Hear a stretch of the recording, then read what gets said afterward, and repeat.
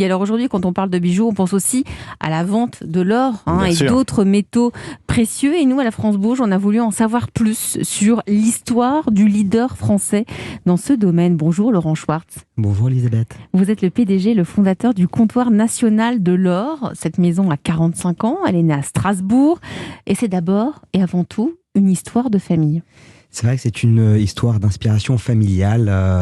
Ma mère a été détaillante, distributrice de marques de haute joaillerie en Alsace. Et mon père avait une activité dans le négoce de métaux précieux. J'ai développé le site internet gold.fr beaucoup plus tard. Et à l'appui de ce site internet, nous avons développé un réseau spécialisé dans le négoce de métaux précieux avec aujourd'hui 70 boutiques, 70 agences, 70 comptoirs partout en France. Alors ça marche comment ? On arrive avec les bijoux qu'on a trouvés dans le fond du tiroir ou quelques lingots d'or pour certains qui en auraient... Vous avez la chance. Alors ça, j'ai plus de journée que de lingots d'or, je peux vous dire. Comment ça fonctionne ? Alors effectivement, nos clientes viennent nous voir, ont des boîtes à bijoux qui sont bien fournies et parfois souhaitent s'en défaire parce qu'elles s'en sont lassées, parce que ce sont des objets dépareillés ou qui sont passés de mode. Elles viennent nous voir, on les expertise. Donc on fait appel à des experts qui ont les compétences pour valoriser ces objets. Et puis on les leur rachète, on leur fait une proposition de rachat. Et puis pour la partie, je dirais, investissement, effectivement sur les pièces et les lingots, on a à l'occasion de succession ou lors d'héritage des personnes qui viennent nous voir pour vendre leurs pièces et leurs lingots que l'on va racheter au cours.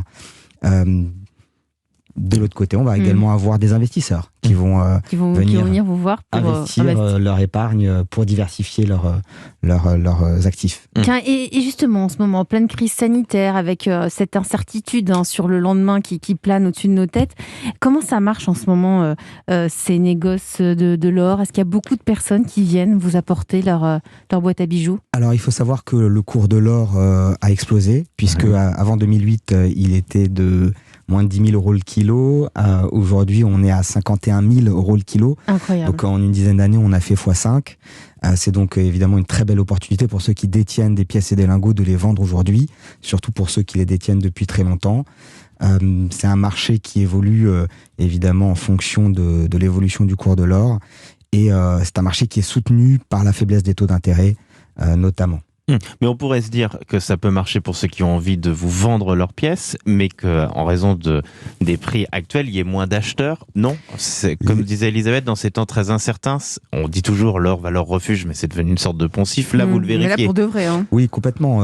2020 a été un parfait exemple à l'occasion du premier confinement et parallèlement à l'effondrement des marchés financiers, on a vu un afflux particulièrement important de clients, investisseurs, épargnants qui ont souhaité mettre à l'abri tout ou partie de leur épargne. Alors, ça signifie que vous vendez de l'or physique, des lingots, des pièces. Nous, si on a des bijoux, là, on peut vous les donner, vous les expertiser ? Sans difficulté, on va regarder ce que c'est, on va chercher avec une loupe, comment vous faites ? Vous avez des machines ? Alors, on a des outils, on a des loupes, on regarde le poinçon, on regarde le titrage, on va faire un test à l'acide, on va également regarder la réaction que peut avoir le métal à la lime, puisque l'or est un métal mou. Et donc, avec un certain nombre de critères qu'on va étudier, on va pouvoir déterminer ce que c'est, vous faire une proposition. Éric Lefranc, je rappelle que vous êtes le président du groupe Altesse, l'un des grands noms en France des bijoux, notamment Fantasy. On le voit, tout augmente l'or, mais on pourrait citer plein d'autres matières premières. Ça va du bois au carton en passant partout.